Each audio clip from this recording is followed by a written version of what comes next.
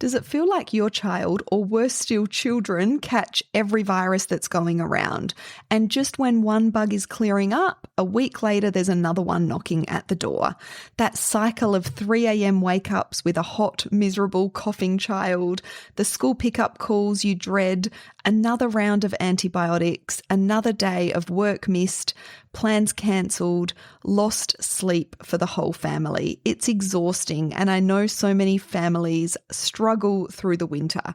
And that's why I am hosting a free masterclass, Why Kids Get Sick Every Winter and What You Can Do About It.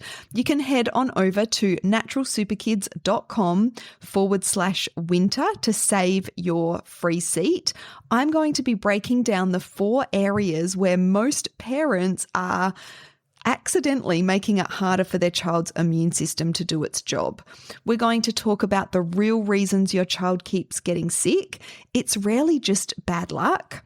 The truth about fever and why suppressing it too quickly can actually backfire. Hidden immune disruptors hiding in everyday habits and products, and the natural tools and strategies that actually help. I could not live without these in my family. It's going to be practical. I'd love to see you there. Head on over to naturalsuperkids.com/winter to save your seat.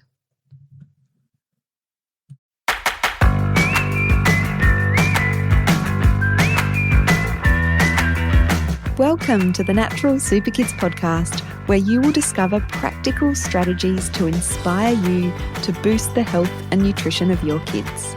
I'm Jessica Donovan, a qualified naturopath specialising in kids' health, and I want to make it as easy as possible for you to raise healthy and happy kids. Let's get into it.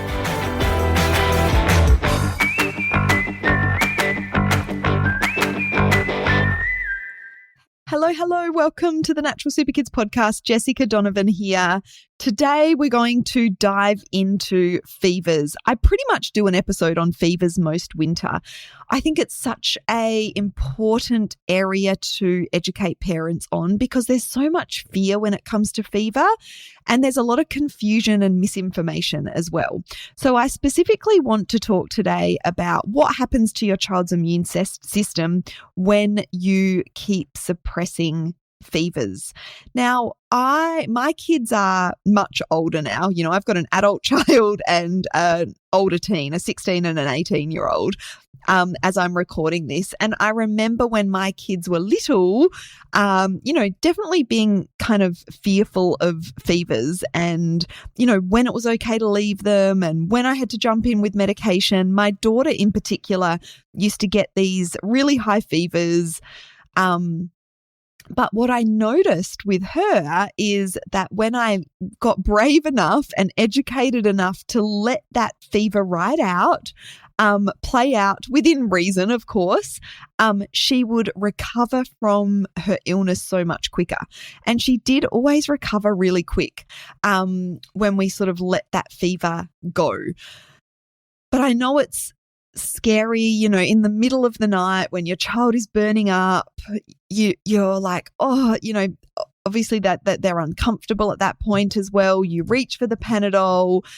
And I think the advertising and the general kind of message to parents is that paracetamol, Panadol, as a brand name here in Australia, is very safe and fine to give to your kids, even in a just-in-case sort of scenario. And I've got actually another episode about, some of the downsides of these medications, the fever medications, and of course they have their place. I'll make sure that is linked in the show notes so that you can listen to that if you are interested. But this episode isn't about staying off or avoiding the medications altogether, or it's not about trying to make parents feel guilty or bad for the choices they've made when it comes to their child's fever. What I really want is for parents to understand a little more about what fever is actually doing in the body, like it has a function, and what happens when we interrupt that process repeatedly over time. So fever is an important part of an immune response. It's not a malfunction. It is a deliberate immune response. The body raises its temperature to create an environment that is hostile to pathogens and supportive to immune activity. So fever actually speeds up our immune cells and kind of ramps up our immune response so that it can fight the infection more effectively. And as I said, it creates this hostile environment. It actually, reduces the spread or the replication of virus and bacteria. So in that way, it's doing our kids' body a favor. It's helping them to fight the infection that they have that's led them to having the fever. So immune cells are more active at higher temperatures. So fever is essentially the immune system turning up the heat so it can do its job faster. Now, I do want to be clear that there are definitely situations where a fever needs medical attention or needs some help by pharmaceutical medicines. But there is, there is that difference between a fever that is working for the child and then a fever that does definitely need medical attention. And there's a really great infographic that you can find online. I'll make sure this is linked in the show notes as well. It's a Health Direct one. So it's on the Health Direct website. And if you even just Google Health Direct fever infographic, it is such a helpful resource. And it's called Fever in Babies and Children. And I just want to talk you through this to give you a bit of an idea of, when you should be looking at treating a fever or seeking medical advice and when you can maybe leave it. But I definitely recommend that you have a look at this, download it, have it handy through the winter months. So for a child with a temperature of 38 degrees or higher, the question is your child aged 3 months or younger? If they are, you need to go to the emergency department. So we need to treat fever in young children, young babies, definitely more that needs to be looked at medically. But if they are older than 3 months, we look at whether they have any emergency symptoms. Are they having difficulty breathing? Have they got drowsiness? Have they got a stiff neck? If they have got any of those symptoms, we also want to go to the emergency department. But if they don't, which is going to be the vast majority of kids that we're talking about, we want to look at different symptoms that they might have as well as their fever. So things like headache, tummy pain. Are they having febrile convulsions? Do they have a fever that's above 40 degrees or more for more than 2 days? Are they vomiting and not taking fluids? Is light hurting their eyes? Do they have a new skin rash? Do they have a fontanelle in babies that is bulging, that soft spot on the head? Do they seem to be getting more unwell? Have they travelled or had contact with someone with a serious infection? So if the answer is yes to those things, we want to see a doctor. And if the answer is no, then we can generally manage that fever at home by keeping fluids up, by dressing them in light clothing and keeping the room at a comfortable temperature. And it also says here we could consider pain relief. So that's kind of the infographic. And I wanted to talk through that because I wanted to be very clear that there are some situations where we do want to seek medical attention for a fever. But there are many situations where we can treat that fever at home. So the benefit of a fever, as well as those things that I've already talked about, is that there's this kind of immune learning cycle, if you like. So each time a child runs a fever and they move through it, the immune system learns. It builds a more sophisticated and responsive library of defenses. And so when we are jumping in to treat or suppress that fever too quickly, then we're interrupting that learning cycle. So think of it like a fire drill.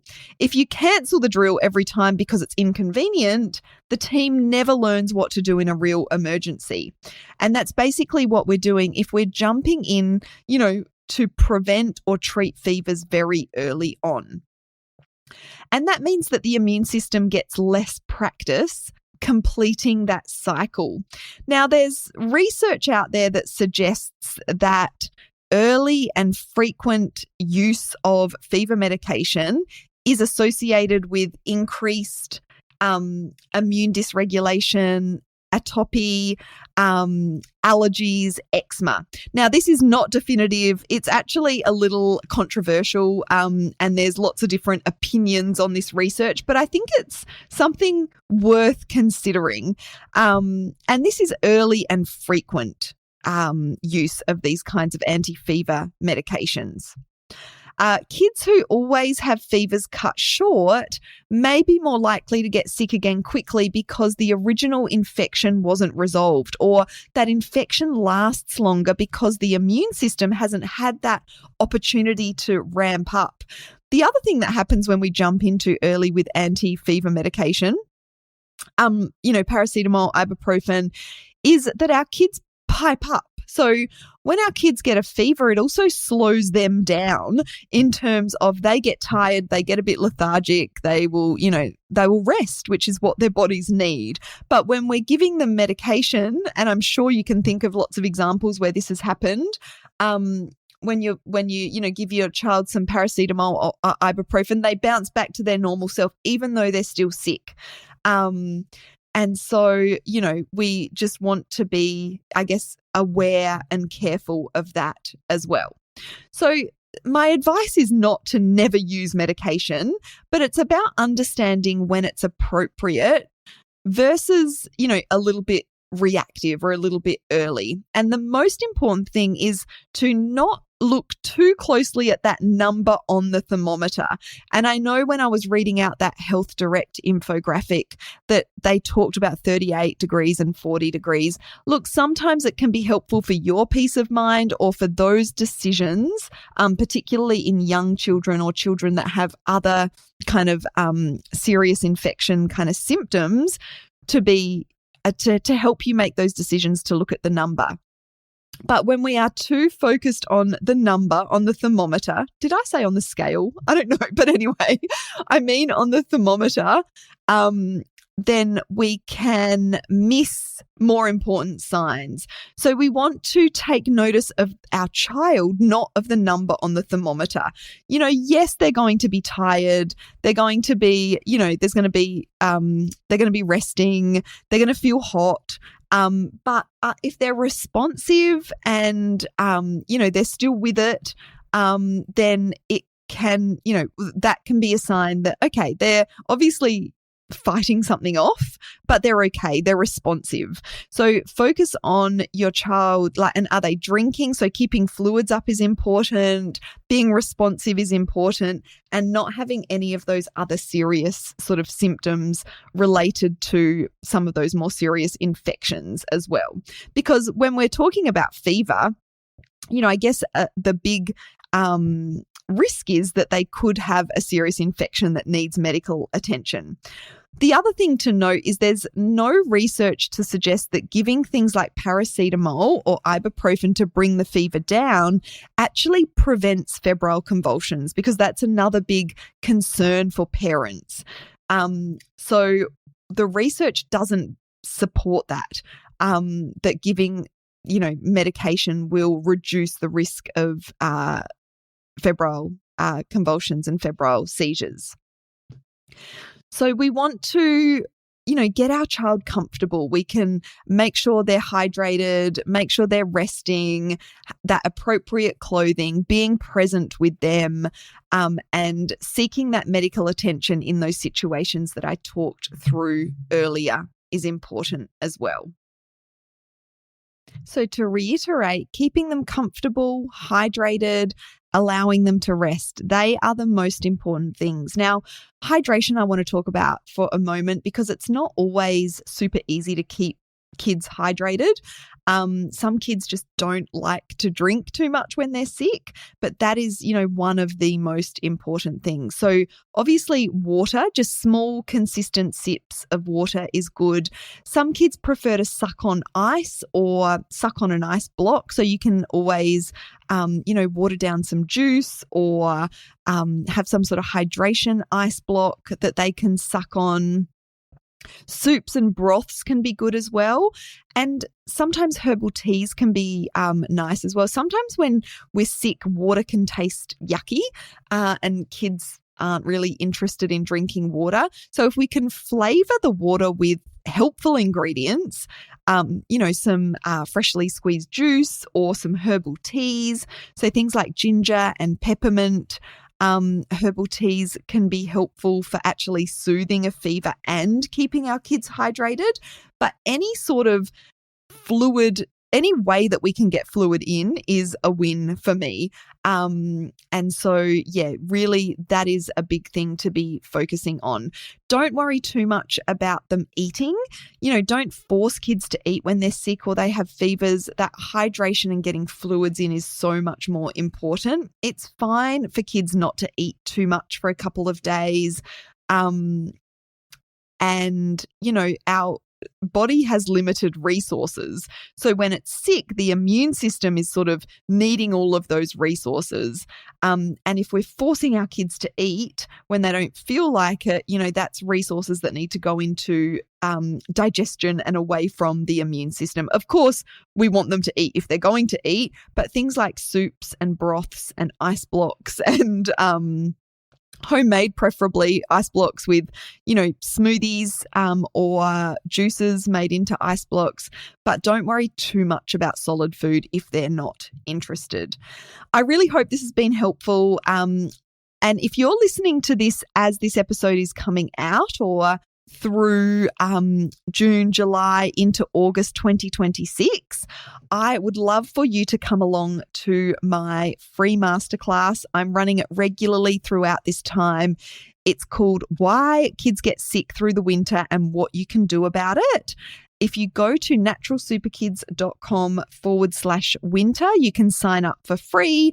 I would love to see you there. If you're on Instagram, you can head over there. The link will be in our bio and we'll be talking about that in our posts over on Instagram as well, if that's an easier way for you to grab the link. But it's naturalsuperkids.com/winter. And we're going to be talking more about fevers in that masterclass, but also about all the different natural ways that you can support your child's immune system, and going into some details about, why your child's immune system may not be, working as well as it potentially could. So I'd love to see you at the masterclass. I hope you found this episode helpful, and I will see you in the next podcast episode. Have a great week.